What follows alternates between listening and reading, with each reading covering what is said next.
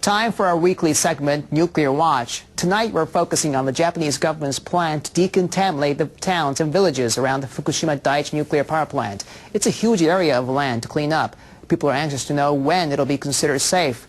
The government says it'll unveil its official decontamination strategy next month. NHK World's Yasuko Shibagaki is here to walk us through what we know, and we'll be speaking Japanese. Our interpreters will provide English translation. Earlier this week, the Ministry of Environment issued a set of policy plans on decontamination. What are the major points of the plans? The biggest point of the report is that the central government has expanded areas where it takes responsibility for decontamination. Now the government will be responsible for decontaminating all areas with annual radiation levels of 1 millisievert or more instead of 5 millisieverts initially considered. At first, the area to be decontaminated extended 2,419 square kilometers. But the government has changed the threshold after facing strong opposition from municipalities in Fukushima, which insist that the areas with levels of less than 5 millisieverts also should be decontaminated.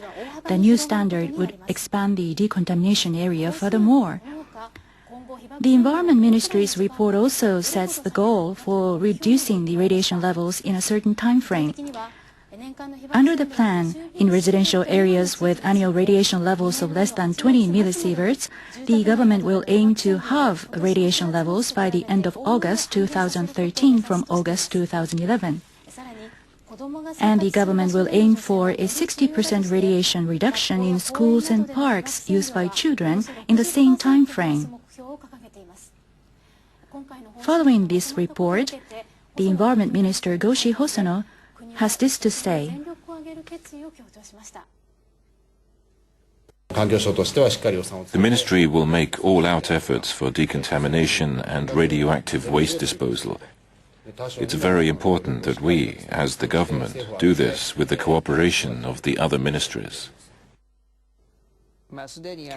Already in Fukushima Prefecture and its surrounding areas, they are scraping off the surface ground of schoolyards and cleansing roads.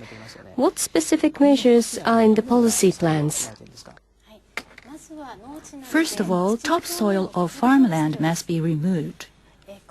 A government experiment near the nuclear power plant shows if 4 centimeters of topsoil on rice paddies are removed, the radiation levels in soil can be reduced from 10,000 becquerels to 2,500 becquerels per kilogram of soil. IAEA experts who are currently visiting Japan say this level is low enough.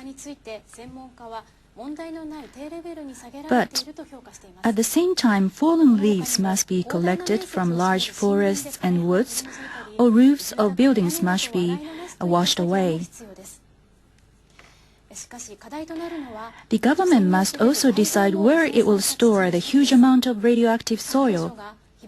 According to the Environment Ministry's initial assessment, such soil amounts to 28.79 million cubic meters, which is equal to 11,000 times larger than a swimming pool used for the Olympics.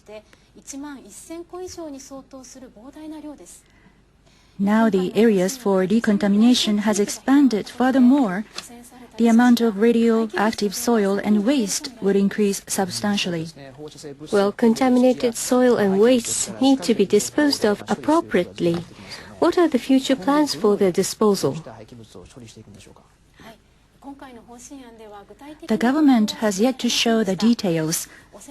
The radioactive soil would be decontaminated and be transported to temporary storage sites in each municipality. Soil with relatively high levels of contamination will be stored in temporary storage facilities set up by the central government. But in many municipalities, it's not easy to find locations for such storage sites because of concerns among residents. It's not clear either where the central government's storage facilities will be located. In Fukushima, decontamination work has already begun. But unless the locations of the storage sites are secured, cleanup efforts cannot make progress, so the central government should show specific policies immediately. Regarding the Fukushima Daiichi, already the costs to resolve the accident as well as the compensation for residents have grown enormous. The costs for decontamination are certain to be an additional burden, right?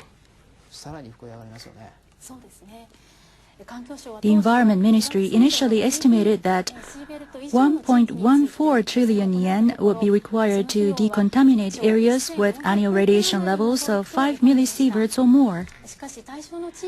But the recent change in the threshold would raise the cost furthermore. The government will pay the cost first and ask the Tokyo Electric Power Company to pay later. But if the cost rises substantially, it's not certain to what extent TEPCO can bear the cost. The Environment Ministry says it will do whatever it can do with the current budget, but it remains to be seen whether the ministry can meet the needs of citizens with financial constraints.